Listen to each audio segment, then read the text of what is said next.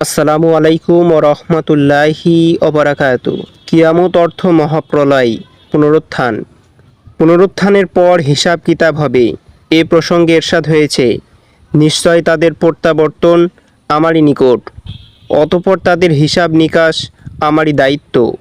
হিসাব কিতাব শেষ, জান্নাত এবং জাহান্নামের ফায়সালা হবে। আল্লাহ তাআলা পবিত্র কোরআনে ইরশাদ করেন, অতএব যারা হতভাগ্য তারা দোজখে যাবে, সেখানে তারা আর্তনাদ এবং চিৎকার করতে থাকবে। আর যারা সৌভাগ্যবান তারা বেহেশতে যাবে, সেখানে চিরদিন থাকবে। হজরত জিবরাইল আলাইহিস সালাম একদিন ছদ্মবেশে রাসূলুল্লাহ সাল্লাল্লাহু আলাইহি ওয়াসাল্লামের কাছে হাজির হয়ে আরজ করেন, কিয়ামত কখন অনুষ্ঠিত হবে? রাসূলুল্লাহ সাল্লাল্লাহু আলাইহি ওয়াসাল্লাম বলেন, জিজ্ঞাসিত ব্যক্তি জিজ্ঞাসাকারী অপেক্ষা অধিক জ্ঞাত নয়। অর্থাৎ কিয়ামত কখন অনুষ্ঠিত হবে তা আল্লাহ ছাড়া আর কেউ জানেন না। আল্লাহ তাআলা ইরশাদ করেন, কিয়ামতের জ্ঞান কেবল তারই জানা। তার জ্ঞানের বাহিরে কোনো ফল আবরণমুক্ত হয় না এবং কোনো নারী সন্তান প্রসব এবং গর্ভধারণ করে না। অপর আয়াতে বলা হয়েছে, তারা আপনাকে জিজ্ঞেস করে, কিয়ামত কখন হবে? আপনি বলে দিন, এর খবর তো আপনার পালনকর্তার কাছে রয়েছে। নির্ধারিত সময়ে তিনি তা পরিষ্কারভাবে দেখাবেন। নিশ্চয় আল্লাহর কাছে কিয়ামতের জ্ঞান রয়েছে। কিয়ামতের তারিখ গোপন রাখার কারণ কি? কিয়ামত অবশ্যই আসবে, আমি তা গোপন রাখতে চাই, যাতে প্রত্যেকেই তার কর্মফল অনুযায়ী ফল লাভ করে। সূরা তাহা। কিয়ামত আসন্ন, চন্দ্র বিদ্বান হয়েছে, মানুষের হিসাব কিতাবের সময় নিকটবর্তী, অথচ তারা বেখবর হয়ে মুখ ফিরিয়ে নিচ্ছে। ইবনে ওমর রাদিয়াল্লাহু তাআলা আনহু থেকে বর্ণিত, আল্লাহর রাসূল সাল্লাল্লাহু আলাইহি ওয়াসাল্লাম বলেছেন, তোমাদের পূর্বে যেসব উম্মত অতীত হয়ে গিয়েছে তাদের অনুপাতে তোমাদের অবস্থান হলো আসরের সালাত এবং সূর্য অস্ত যাওয়ার মধ্যবর্তী সময়টুকুর সমান।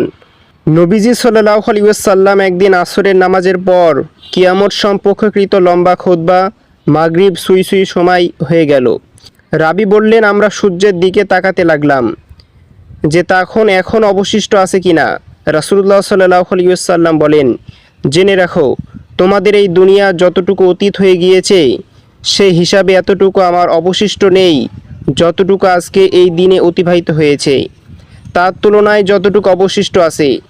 কিয়ামত অবশ্যই আসবে, এতে সন্দেহ নেই, কিন্তু অধিকাংশ লোক বিশ্বাস স্থাপন করে না।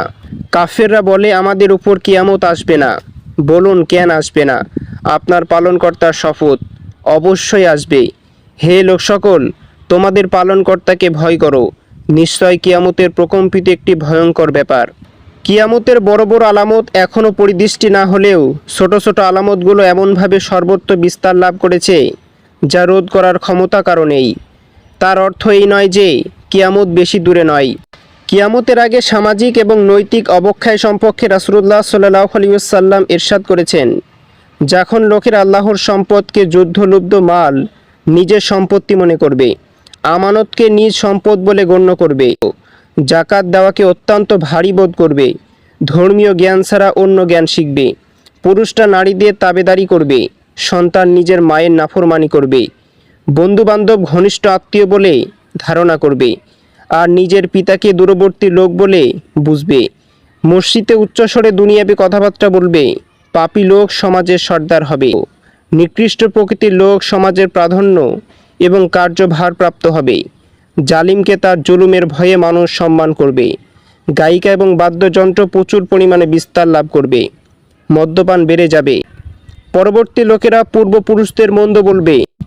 তখন তোমরা এমন বিপদের অপেক্ষা করতে থাকবে যে লাল বর্ণের প্রচণ্ড বায়ু এবং ভূমিকম্প হবে। আরও অনেক বিপদ আপদ তাড়াতাড়ি এমনইভাবে উপযুক্ত পরি আসতে থাকবে, যেভাবে মণিমুক্তার মালা ছিঁড়ে গেলে দানাগুলো ধারাবাহিকভাবে খসে পড়তে থাকে।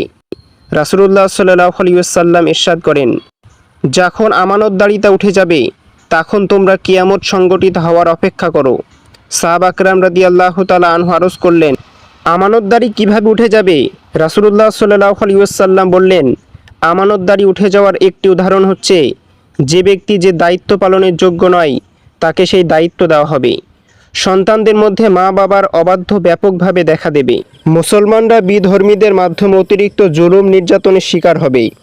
রাসূলুল্লাহ সাল্লাল্লাহু আলাইহি ওয়াসাল্লাম বলেছেন, খাদ্য গ্রহণকারীরা যেভাবে খাবারের পাত্রের চারিদিকে একত্রিত হয়, অচিরেই বিজাতিরা তোমাদের বিরুদ্ধে সেভাবে একত্রিত হবে। এক ব্যক্তি বললেন, সেই দিন আমাদের সংখ্যা কম হওয়ার কারণ কি এইরূপ হবে? তিনি বললেন, তোমরা বরং সেই দিন সংখ্যাগরিষ্ঠ হবে, কিন্তু তোমরা হবে প্লাবনের স্রোতের ভেসে যাওয়া আবর্জনার মতো। আল্লাহ তাআলা তোমাদের শত্রুদের অন্তর থেকে তোমাদের আতঙ্ক দূর করে দেবেন। তিনি তোমাদের অন্তরে ভীরতা ভরে দেবেন। এক ব্যক্তি বললেন, হে আল্লাহর রাসূল, আল ওয়াহান কি?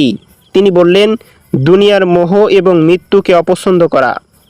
মুসলমানরা পরস্পরের মধ্যে লড়াই লিপ্ত হবে, নিজেদের মধ্যে এমন বিবাদে জড়ানোকে নবীজি সাল্লাল্লাহু আলাইহি ওয়াসাল্লাম ফিতনা বলে আখ্যায়িত করেছেন। কিয়ামতের আগে প্রযুক্তিগত দিক থেকে মানুষ অনেক এগিয়ে যাবে। বড় বড় দালান কোঠা তৈরির প্রতিযোগিতা হবে, পাহাড় কেটে সুড়ঙ্গ পথ নির্মাণ করা হবে, যা বর্তমানে আমরা খুব স্বাভাবিক বিষয় হিসাবেই দেখছি। হযরত আব্দুল্লাহ ইবনে আমর রাদিয়াল্লাহু তাআলা আনহু থেকে বর্ণিত, রাসূলুল্লাহ সাল্লাল্লাহু আলাইহি ওয়াসাল্লাম বলেন, যখন মক্কা শরীফের টিলার উপর বিদ্যান করা হবে আর নির্মিত ভবনগুলো মক্কা শহরের পাহাড়গুলোর চেয়ে উঁচু হবে, তখন মনে করো ফিতনার সময় সন্নিকটে। এমন কঠিন পরিস্থিতিতে কারো কারো জন্য দিনের উপর অটল অবিচল থাকা কঠিন হয়ে দাঁড়াবে।